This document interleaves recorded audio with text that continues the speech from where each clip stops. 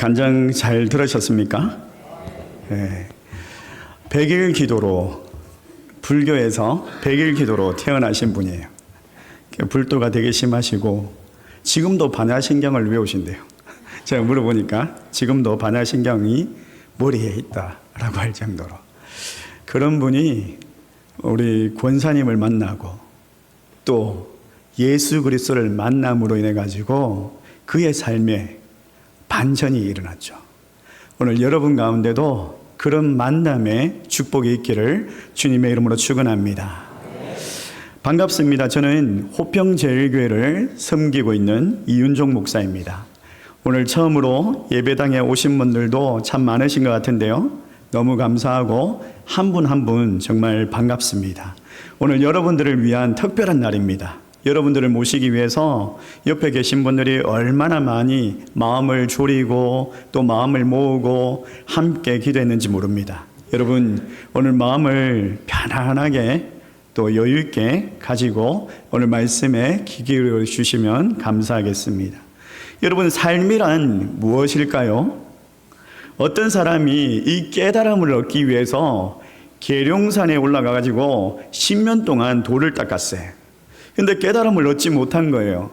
오랜 시간 동안 너무 지쳐가지고 다시 집으로 돌아가게 되었습니다.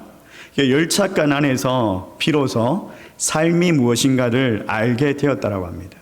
열차 안에서 이제 간식을 판매하는 이제 직원들이 있잖아요. 그 직원이 삶은 계란이요, 삶은 계란이요 이러면서, 여러분 삶이 뭐라고요? 계란이 아니라 여러분 삶은 만남인 줄 믿습니다. 여러분 우리의 인생을 한번 생각해 보십시오. 시간의 흐름 속에서 순간순간에 그 만남이 있지 않습니까? 누구를 만나느냐에 따라서 우리의 인생이 달라질 경우가 참 많더라는 거예요. 행복하게 되기도 하고 불행하게 되기도 하고 또 실패와 성공, 그 실패와 성공, 여기 만남에서 좌우될 수가 있다라는 거예요. 오늘 본문에 보니까 시몬 베드로도 그랬습니다. 그는 갈릴리 바다에서 고기를 잡는 어부였습니다. 밤새도록 갈릴리 바다에서 그물질을 했지만은 그냥 고기를 한 마리도 잡지 못했습니다. 허탕만 치고 피곤만 되었습니다. 누가복음 5장 5절 말씀에 보니까 밤이 새도록 수고하였으되 잡은 것이 없지만은, 근데 여러분 잡은 것이 없음에도 불구하고 성경을 보니까 놀라운 반전이 있습니다. 이런 변화는요 어떻게 시작되느냐? 만남에서 시작되더라는 거죠. 예수님께서 한 배에 오르셨는데 그 배가 바로 시몬의 배였습니다. 이것이 시작이었죠.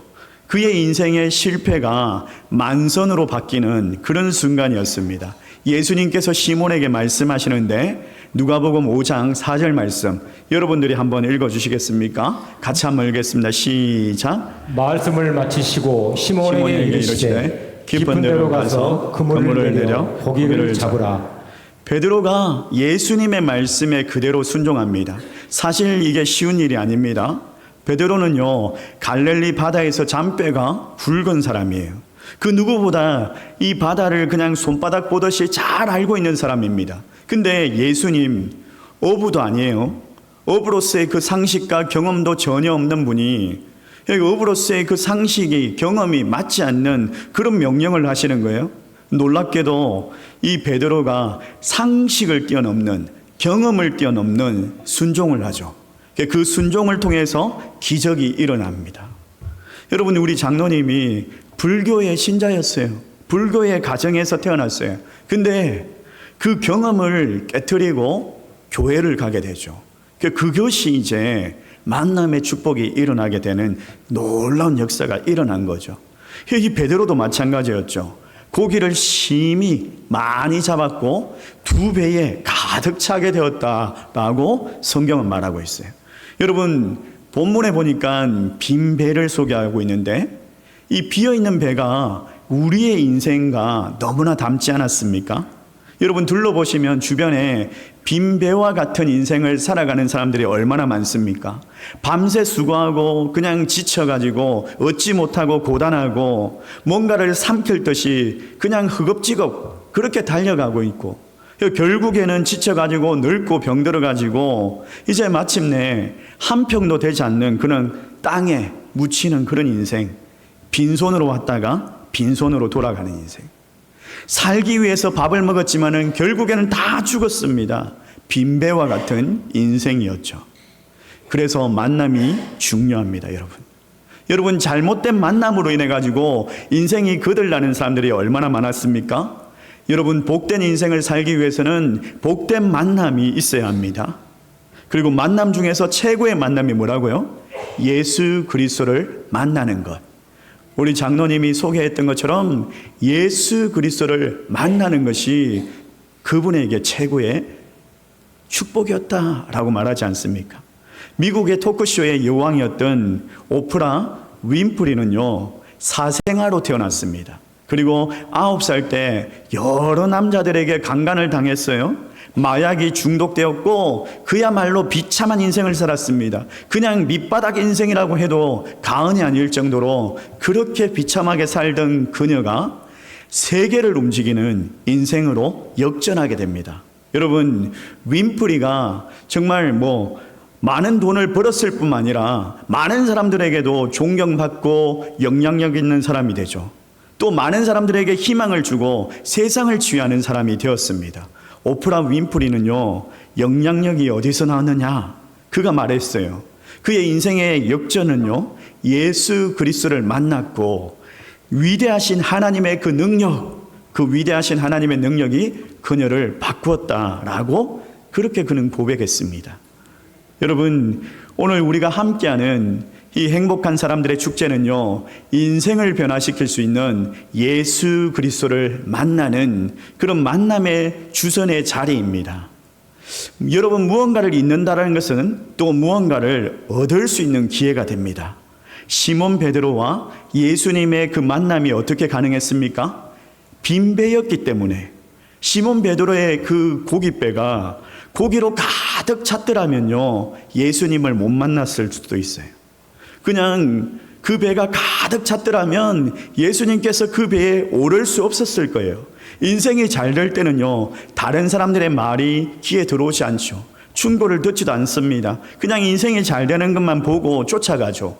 근데 빈배가 되니까 잠시나마 예수님께 그 자리를 내어드릴 수가 있었던 거죠. 여러분, 우리의 인생 가운데 빈배는요, 때로는 축복의 기회가 될 수 있습니다. 실패는요, 예수님을 만날 수 있는 절호의 기회입니다. 이 일로 인해 가지고 베드로는 예수님 앞에 무릎을 꿇습니다. 그리고 5장 8절 말씀에 주여 나를 떠나소서 나는 죄인이로소이다 라고 그렇게 고백을 하죠. 예수님의 가르침과 예수님의 기적을 통해서 예수님이 거룩한 분이시고 자기 자신은 부끄러운 죄인임을 분명하게 알게 되었습니다. 그 이후로 이제 예수님에 대한 호칭이 바뀝니다. 선생님에서 이제 주로 바뀌게 돼요. 여러분, 예수 그리스도를 만나면 나를 알게 됩니다. 또 예수님을 만날 때에 내가 뭘 해야 될지를 자각하게 됩니다. 여러분, 자녀들도 역시 마찬가지입니다. 예수님을 만날 수 있다면 예수님을 만나는 것 그것만으로 충분합니다. 사람들은 돈이 부족하고 자리가 시시하면 힘든 줄 알지만은 그렇지 않습니다. 사실 인간의 행복을 맞는 주범이 있어요. 그 인간의 행복을 가로막고 있는 죄라는 문제가 있어요. 인간이 죄를 가지고 태어났기 때문에 그 죄 때문에 힘들게 살다가 결국에는 죄 때문에 죽고 심판을 받는 거예요. 여러분, 우리와 하나님 사이를 가로막고 있는 것은 죄의 문제입니다. 이 죄의 문제를 해결할 수 있는 분은 오직 예수 그리스도밖에 없습니다. 여러분, 죄가 무엇입니까? 죄는요, 창조주 하나님을 외면하는 것이에요. 하나님의 말씀 밖으로 넘어가는 거예요. 반대로 이 믿음이 뭐냐면 하나님께로 돌아오는 것입니다. 하나님의 말씀으로 돌아가는 것입니다. 죄의 문제를 해결하시고 우리를 인도하시는 예수 그리스도, 그분을 만날 수 있기를 주의 이름으로 축원합니다. 요한복음 3장 16절 말씀에 하나님이 이 세상을 이처럼 사랑하사 독생자를 주셨으니 이는 그를 믿는 자마다 멸망하지 않고 영생을 얻게 하려 하심이라 라고 말씀하셨어요. 예수님을 만나면 죄가 해결됩니다. 놀라운 일이 일어납니다. 놀라운 삶이 시작될 것입니다. 예수님이 행복의 시작입니다. 여러분, 예수님을 만나면요, 어떤 일이 일어나느냐? 첫 번째로 보니까요, 여러분, 마음이 평안해집니다. 아무리 잘 살아도, 물질이 풍요로워도요, 마음의 평안이 없으면 살맛이 나지 않을 거예요. 내 마음에 평화가 있어야지 어디로 가든지 어디에 있든지 평화가 있지 않겠습니까? 근데 많은 것을 가지고 있다고 해도 불안합니다. 안타깝습니다. 작은 문제 때문에 잠을 이루지 못합니다. 그러나 예수 그리스도를 모시고 살아가면 그의 적시로 그냥 평화가 찾아옵니다. 철학자 파스칼이 이런 이야기를 했어요. 인간의 속에는 하나님이 계셔야 할 공간이 있다라고 말했습니다. 여러분, 하나님이 계셔야만 평화를 누릴 수가 있습니다. 마태복음 11장 28절 말씀에 이런 말씀을 우리에게 주시는데, 우리 같이 한번 읽어볼까요? 같이 읽습니다. 시작. 수고하고 무거운 짐진 자들아 다 내게로 오라. 내가 너희를 쉬게 하리라. 여러분, 또 예수 그리스도를 우리의 마음에 모시게 되면 어떤 일들이 일어나느냐? 두 번째로 보니까 삶에서 좋은 일들이 일어난다라는 거예요. 많은 사람들이 행동한 삶을 기대합니다. 그러나 어떤 일도 내 뜻대로 되지 않습니다. 사업도, 건강도, 자녀도 내 마음대로 되지가 않아요.